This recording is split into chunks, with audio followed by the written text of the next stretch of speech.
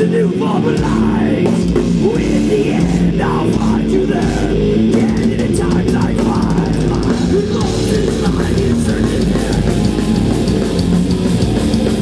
Fall into the sacred ground, with all the never end. On the floor.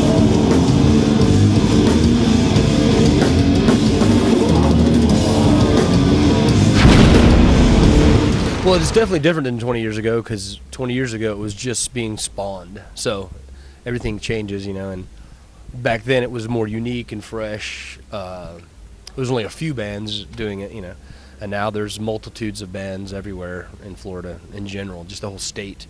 So, but I mean, you know, it's the crowds, if you get the right package together, the crowds will be big, you know, like you can do a good show and Tampa, and there should be between 500 to 1,000 people will come to the show if you do a good package. Back, you know, years ago, early 90s, you know, we could sell out the Ritz. It'd be like 1,250 people, no problem, you know. Nowadays, it's a little harder to do that, but, you know, when you play in the same community for 20-something years, you know, it's kind of like old news, you know, but plus people get older and they kind of get out of the scene. They have children and they're working. They don't even know what's going on. So, but I mean, it's healthy, it's fun. We still have a good time when we play there. So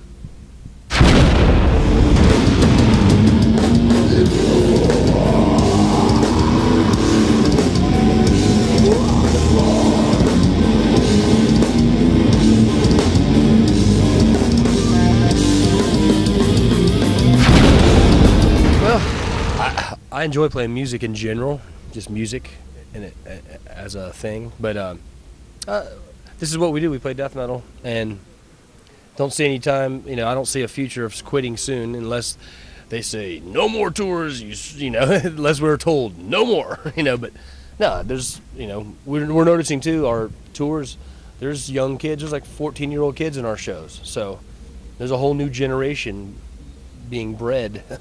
I think it's because of the parents who originally listened to us 20 years ago. They're having the children, and their children are becoming fans of the music too. So it's good, you know. Do I want to play this when I'm 60? Probably not. I mean, I will always enjoy and love death metal, what I do. When I'm 60, I'm hoping to be on my fishing boat with my grandchildren or something, you know. So, but we'll see.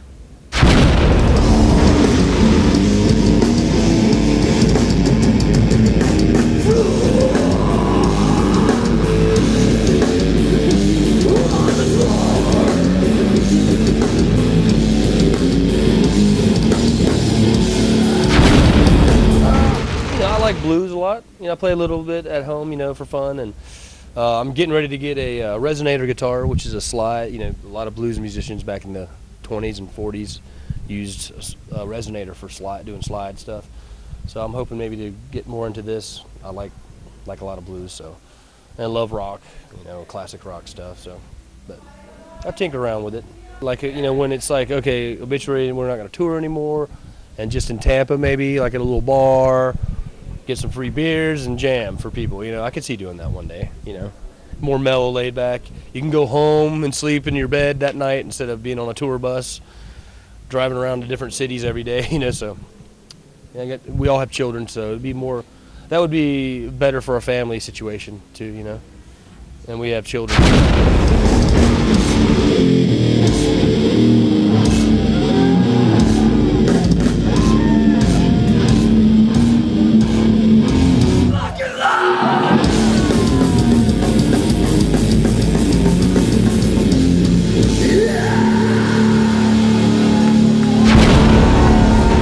Well, the tour in general was amazing. It was the first time Obituary did a tour in a long time in Europe, not headlining. So that was great, because every time you headline, you play last. When you finish, the show's over. Everybody leaves. There's no after show party usually. It's like time to go. You get on the bus and you leave. So this tour was great. We got to play a little bit shorter set. We played before Amon Amarth, and every night we finished, I would take a shower. Amon Amarth's just starting. I'd be ready to go. We'd have beers and have a good time, you know. So that whole tour in general was a good time. In fact, we hope to do something like that again, you know, like do a spot right before a headliner. It was fun. I don't think we sound checked on that tour. I don't think we did, because there was a couple bands before us, and usually the first band will sound check. Well, the headliner will sound check, then the band before them sound checks, and then you're done. There's no reason for us to sound check, you know. We just set up our stuff, do some line checks, and jam, you know, like a festival kind of.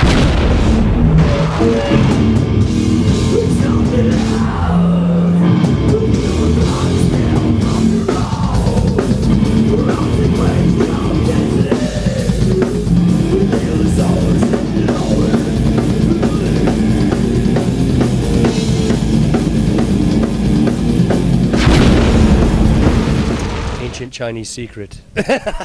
No, mainly, probably the biggest thing is that we take all the mids out of my EQ, and I take all the tone out of my guitar too for the rhythms. They're just no tone.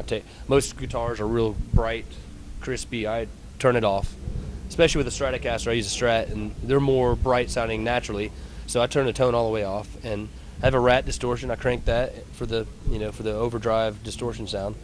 But part of it too is the way the guitar is touched. You know, it is definitely, because I can give my guitar techs, every guitar tech I ever have, they play my guitar, and it doesn't sound like me. Like, it's weird. It's a strange thing.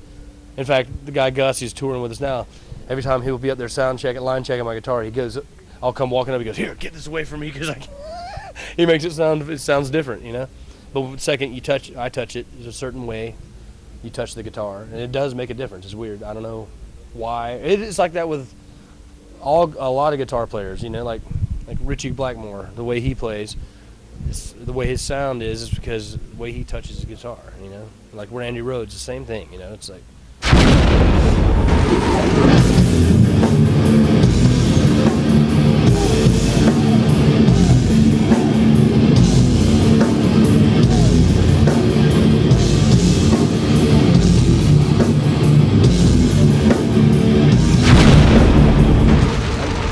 I know, well, because we do it old school. We go in and record. We don't, like Lamb of God, their sound is amazing. It's like this perfect. They go in, and every little single note and touch on the drum has all been cleaned up, perfectly sampled, resampled, and totally cleaned. Every single note, like a machine, you know. We don't do that. We go in and we record, and whatever we record is what you get. You know, I play the guitar, and you know, if I make a mistake, of course I'll go back and re-record that part. But you know, it's a recording. It's not. We don't go in and try to make it sound like a machine. You know, but that's how we sound. You know, and some of these bands though, when they clean that their music up perfectly, when you go see them live, they don't sound that perfect live. You know.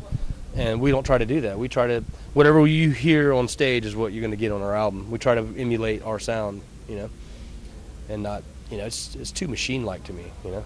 It's great, you know, you hear it, you're like, the albums are like, oh my God, it's amazing. But at the same time, it's almost overproduced, you know.